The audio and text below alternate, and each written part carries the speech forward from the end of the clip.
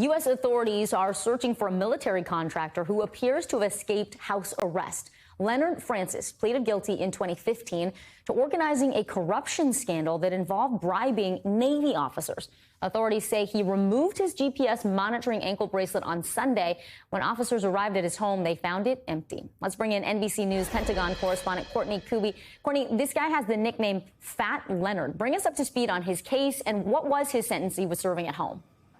That's right, Vicky. So Fat Leonard is the nickname he got because of, frankly, his weight and his size. But this is a story that really sent shockwaves through the Navy several years ago. It was the largest corruption scandal in the history of the United States Navy, and it is something that is still rippling through the military officer promotions system right now. So Fat Leonard, as he was known, he had a system of bribing with prostitutes, money, trips, exotic and luxurious trips for Navy officers if they would bring their ships to ports where he had contracting services. So he would provide the ships with fuel, with various kinds of services and logistical support if the military would bring the ships there, and then some of the leadership of those ships would get some kinds of bribes or kickbacks.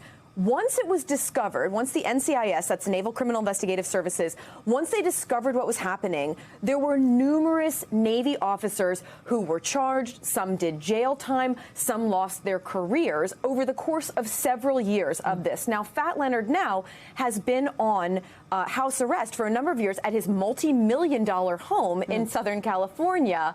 And as you said, over the weekend, apparently he escaped. He cut off his ankle bracelet.